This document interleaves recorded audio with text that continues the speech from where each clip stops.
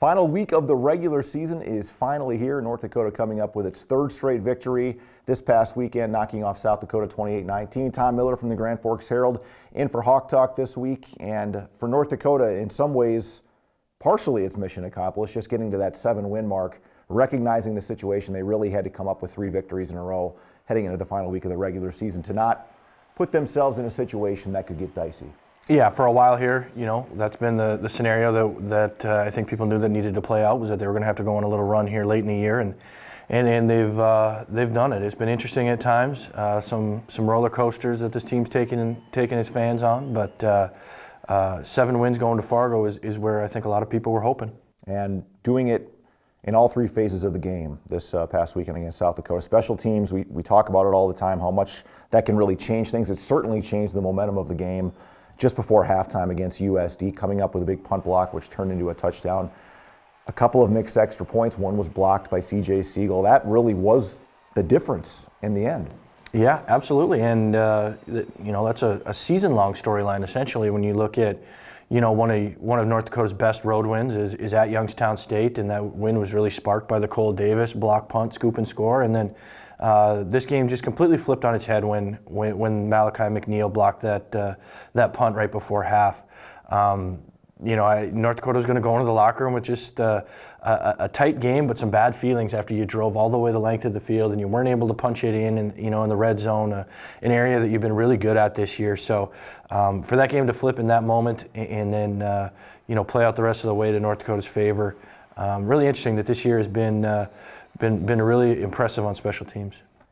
7-3, I think number 16 in the poll this week in FCS stats, finally into the coaches poll for the first time. Do you feel comfortable at this point for a postseason spot if you're North Dakota? Do you feel like you're still one of the top 24 teams regardless of what happens this weekend? Or do you go in feeling you still have to win to secure a spot in Selection Sunday coming up? Yeah, it's hard to ever shake that 2015 season feeling of North Dakota reaches 7 wins, and they do it with a win over an FBS opponent, beating Wyoming. And those were kind of always the criteria at that time laid out that said, hey, if you do this, you make the postseason. And UND was left out that season, and so I think from then on, that 7-win mark has not exactly maybe felt the same way that it has to other people, or I don't know, has at other points in the FCS, but no. So to answer your question, I don't think they will feel perfectly comfortable. With that said, I think they should still be in with 7 wins. Yeah, I think so too. When you look at the strength of schedule, which is likely going to finish somewhere in the top 5 wins in league, and likely only 3 Valley teams on top of that. They'd be the 3rd Valley team next to North Dakota State and South Dakota State. You would have to think they're going to take a 3rd team from the Valley. They'd be the one to take. Coming up with North Dakota State, can kind of go down to the Fargo Dome, cut it loose. You get the sense the guys are feeling confident, certainly the way they've played over the last month of the season. And I think it's a group that can go down there and just let's tee it up, see what happens, and give them our best shot. Yeah, I think perhaps there was some confidence to draw from as close of a game as it was in the Alaris Center last year. I don't think this team feels like they need to put together an outworldly effort to go down to Fargo and pull off a victory. I think they think this is a top team in the Missouri Valley that's going to need their best effort, and you could say that a few times this year, whether that was South Dakota State or what have you. And so, I think they're pretty confident going down there. Yeah, I mean, what will be the keys in a game like this? Certainly, you got to match the physicality of North Dakota State, and I think North Dakota defensively you've seen some improvements. Offensive line has hung in there, done a pretty good job consistently running the football. You'd say that's where it kind of starts in this matchup.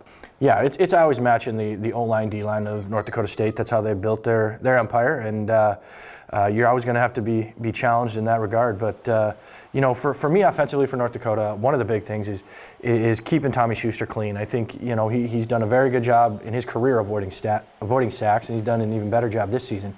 When UND has been vulnerable, it's South Dakota State, Southern Illinois. Those were the teams that were able to get home on Schuster a little bit more. And so, how can UND protect Tommy Schuster with an offensive line that's, been pretty solid this year, but also one of the youngest units in the league.